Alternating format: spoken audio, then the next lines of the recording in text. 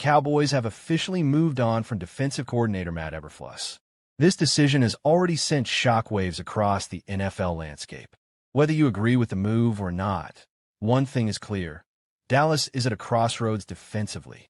This roster still has elite talent, still has playoff expectations, and still plays under the brightest lights in football. So today's episode is all about what comes next. We're going to break down 10 potential replacements, starting from number 10 all the way to the top candidate.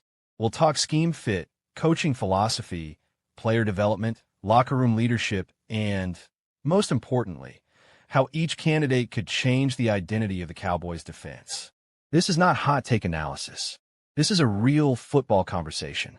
So settle in, because this is a deep one. Why Matt Eberflus was fired. Before we talk replacements, we need context.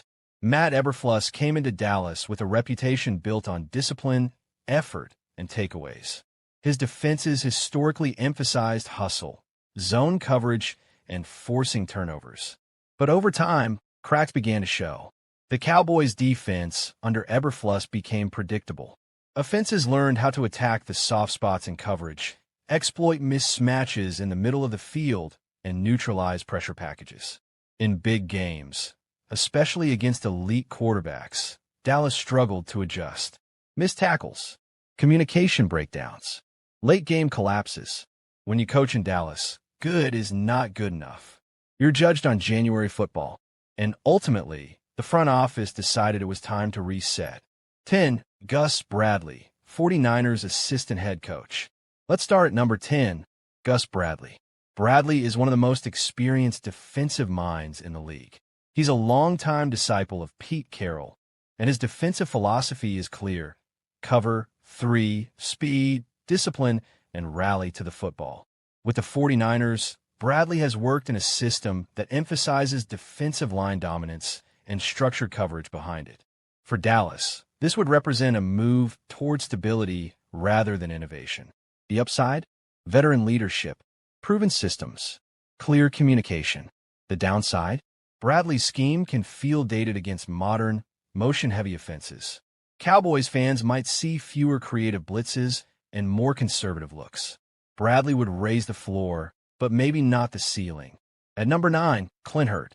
Hurtt is a rising name, especially among defensive line coaches.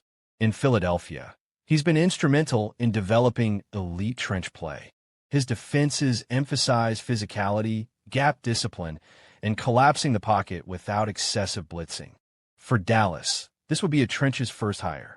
Hurtt could unlock even more from the Cowboys' pass rush, particularly if the team wants to dominate up front and simplify coverage responsibilities on the back end. However, Hurtt has limited experience calling full defenses.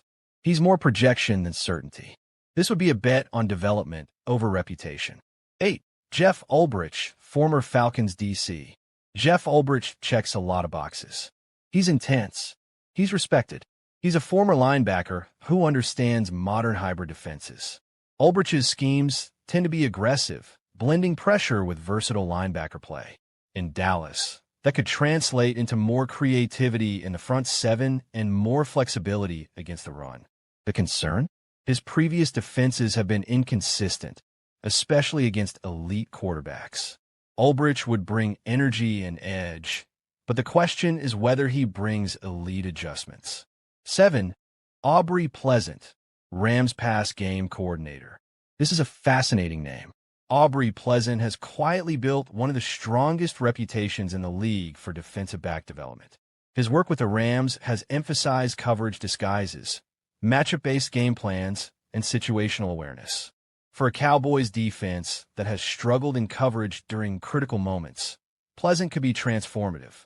He represents the modern defensive mind, adaptable, detail-oriented, and player-centric. The risk? Limited experience as a full defensive coordinator. But sometimes the next great coordinator comes from exactly this background. 6. Dennard Wilson, Titans DC. Dennard Wilson brings toughness. His defenses are physical, disciplined, and built to survive in ugly games. In Tennessee, Wilson has leaned on aggressive run fits and coverage accountability.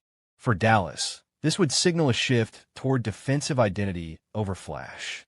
Wilson could help the Cowboys become more reliable in short yardage situations and late-game scenarios. The concern is whether his style maximizes Dallas' speed and athleticism or restricts it. 5. Al Harris, Bears DB coach. Cowboys fans know this name. Al Harris understands the culture, the expectations, and the pressure of Dallas. As a defensive backs coach, he's earned respect for his ability to teach technique and confidence. Promoting Harris would create continuity and locker room buy-in. But the leap from position coach to full defensive coordinator is massive. This would be an emotional hire, not necessarily a strategic one. 4. Fired head coaches. This category matters. Recently fired head coaches often become elite coordinators. They've seen everything. They've failed. They've learned. Dallas could target someone hungry, experienced, and eager to rebuild their reputation. This option offers the highest floor, but depends entirely on who becomes available. 3. Jim Schwartz, Browns DC. Now we're getting serious. Jim Schwartz is one of the most respected defensive coordinators in football. His defenses are aggressive, attacking, and relentless.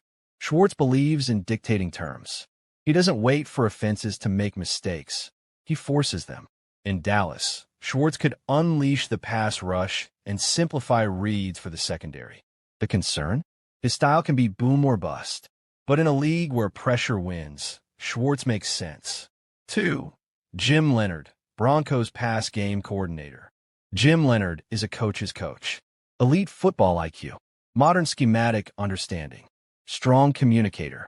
Leonhard blends college innovation with NFL structure. His defenses disguise coverage, adapt weakly, and emphasize situational mastery. For Dallas, this would be a future-focused hire. He could modernize the defense without sacrificing toughness. 1. Brian Flores, Vikings DC. At number 1, and it's not close, Brian Flores. Flores is exactly what Dallas needs. Aggressive, fearless, adaptive. His defenses attack protections, confuse quarterbacks, and punish mistakes. Flores doesn't run one system. He runs game plans. In Dallas, Flores could finally unlock a defense that dominates in January, not just September. The only question is politics, not football. The Cowboys are at a defining moment. This hire will shape their identity for years. Do they play it safe? Do they chase innovation? Or do they go all in for dominance? One thing is certain. This decision will tell us everything about where the Cowboys believe they are as a franchise. And that's why this hire matters more than people realize. Welcome to Cowboys Report today. Something had to change for the Dallas Cowboys defense after a disastrous season. That decision came on Tuesday when the team fired defensive coordinator Matt Eberflus after just one season in the position, sources told CBS Sports' Jonathan Jones. The Cowboys will now have a fourth different defensive coordinator in as many seasons. Dallas ranked as the NFL's worst scoring defense, allowing 30.1 points per game. That's the second most points per game allowed in the 66-season history of the Cowboys, with only Dallas' inaugural 1960 team that went 0-11-1 being worse. The Cowboys capped off a 7-9-1 season on Sunday with a 34-17 loss in New York against the Giants. Eberflus took ownership and accountability for Dallas' lack of defensive execution on New Year's Day. So naturally, he was held accountable for his unit's results. Ownership and accountability is right with me. Eberflus said, I'm the defensive coordinator, so it's always that. I take full accountability. We wanted to see more progress during the course of the year. It was just more up and down. It just wasn't linear. It is worth noting Jones did trade away all-pro edge rusher Micah Parsons, the team's best defensive player, to the Green Bay Packers after failed extension talks a week before the 2025 season began. That put Eberflus in a tough spot before the season even began. Obviously, you have an all-pro pass rusher that wins really quick. Parsons, that's certainly going to help any defense if it's Micah, or if it's Myles Garrett, or whoever that might be. But that impact player is always going to help to a certain degree in pass downs and other downs, Eberflus said. Again, you can't look back, right? It is what it is, and then you just focus where you are. Dallas defense was sidetracked by injuries up and down their cornerback position with Darren Bland, foot, ex-Cowboy, Trayvon Diggs, knee/concussion, Siobhan Revel, knee, and Kalen Carson, knee, hamstring. Diggs and Eberflus also clashed about zone versus man coverage usage all year long before Dallas released him after Week 17. I think the start of the year, guys were in and out in terms of we weren't at full force, Eberflus said. And then when we got some guys back, I thought we had a good stretch there. I thought the stretch was pretty good. We started to improve. I know we improved in the run defense and the third down defense. And then from there, we just didn't execute the way we wanted to at certain moments. Certainly some good execution in there at times, but it's got to be better. The additions of three-time Pro Bowl defensive tackle Kenny Clark in the Parsons trade, and All-Pro defensive tackle Quentin Williams in a trade deadline deal with the New York Jets helped the Cowboys improve their run defense. Dallas ranked 29th in run defense in 2024, 137.1 rushing yards per game allowed, and 23rd in 2025, 125.5 rushing yard per game allowed. However, the Cowboys were the NFL's worst passing defense, allowing 251.5 passing yards per game because of a lack of sack production without Parsons, 35 in 2025, tied for the 11th fewest in the league, and disarray in coverage in the secondary. Jones took some accountability for Dallas' defensive woes, saying he understands the team has to acquire better players on all three levels of its defense in order to improve in 2026 no matter who is calling the plays. What that defense represents is the personnel department that represents above that my department. It represents everybody involved in contracts.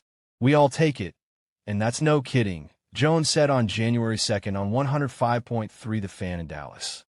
I'll assure you we won't walk in there and say, you know what, Eberflus and this guy over here and this guy over here, let's change that out and it'll all be right. Let's go get a Coke and let them think about it. That's not how it works. However, if given the chance to go back in time at the start of 2025, Eberflus felt he didn't think he would do anything differently. That's an intriguing stance to take after coordinating a defense that ranked bottom 3 in the NFL in numerous key metrics this season. I don't really think about it that way, Eberflus said. I think about being in the moment and just keep adjusting and learning and growing and getting better. I don't think I'd do anything differently.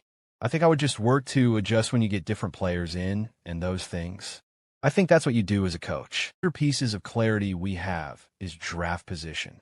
The Cowboys are officially locked into the number 12 overall pick in the 2026 NFL Draft, and that matters more than some people might realize.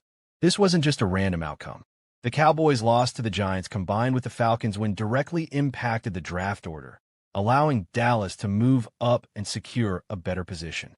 In a draft that is shaping up to be deep at multiple positions of need, picking at number 12 puts the Cowboys right in the middle of the action.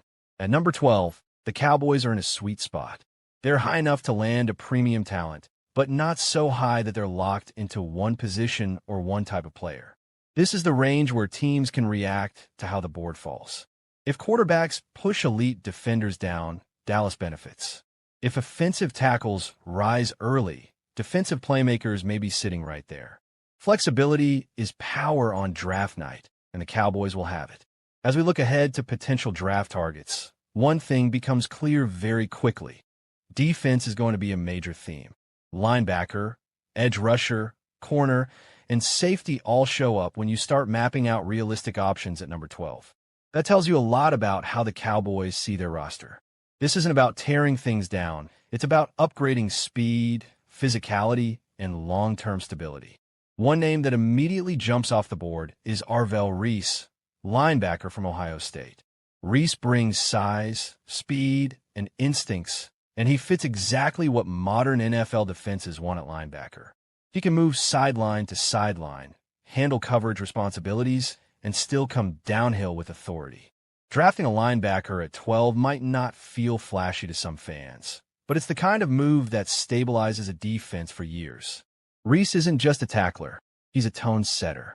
Staying with Ohio State, Sonny Styles is another name to watch closely. Styles is versatile, physical, and comfortable playing in space.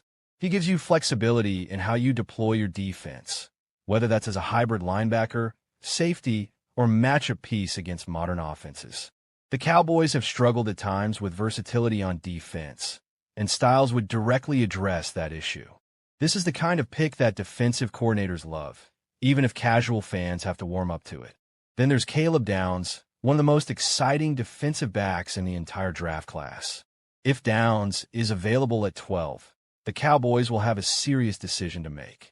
He brings instincts, range, and playmaking ability on the back end, something Dallas has been searching for consistently.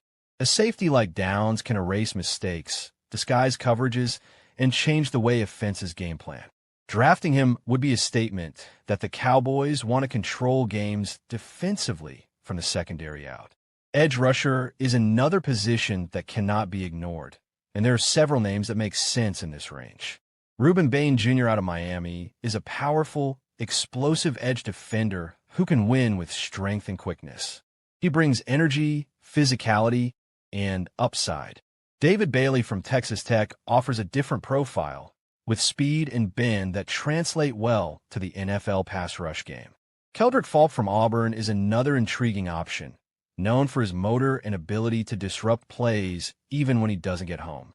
The Cowboys know that you can never have enough pass rushers, especially in a conference loaded with elite quarterbacks. Cornerback also looms large, especially with names like Mansour Delane from LSU and Jermyn McCoy from Tennessee. Delane brings size and physicality, fitting the profile of an outside corner who can handle press coverage. McCoy offers athleticism and ball skills, giving you someone who can grow into a true number one corner over time. In today's NFL, cornerback isn't a luxury, it's a necessity. If the Cowboys believe one of these players can anchor the secondary, number 12 is exactly where you make that move. Offensively, there are a couple of names worth serious discussion. Jeremy Love from Notre Dame is a dynamic running back with burst, vision, and big playability. Drafting a running back at 12 is always controversial, but if the Cowboys believe Love is a true difference maker, it could reshape their offense. Meanwhile, offensive tackle prospects like Francis Magioa from Miami and Spencer Fano from Utah address long-term needs in the trenches. You win in the NFL by controlling the line of scrimmage, and investing in offensive tackle is investing in the future of your quarterback and your offense. When you step back and look at all of these names together, one thing becomes obvious. The Cowboys are positioned to draft a cornerstone player. This isn't about filling a temporary hole. This is about finding someone who will still matter 3, 4, 5 years down the line. The outcome of week May 18th have felt disappointing in the moment, especially with the loss to the Giants. But in the long view, it reshaped the Cowboys' draft future in a meaningful way. As draft season unfolds, the conversation will evolve. Board will change. Prospects will rise and fall. But the reality won't change. The Cowboys are picking 12th, and that pick could define the direction of this franchise. Whether it's defense, offense, or the trenches, Dallas has an opportunity to get it right. Cowboys Nation will debate, argue, and speculate all the way up to draft night. But when the card is finally turned in, we'll find out exactly how the Cowboys view themselves. This draft isn't just about talent. It's about identity. And at number 12, the Cowboys have a chance to choose who they want to be. Cowboys Nation talking, arguing, and sometimes fighting on the timeline, and that's the mock draft and trade debate.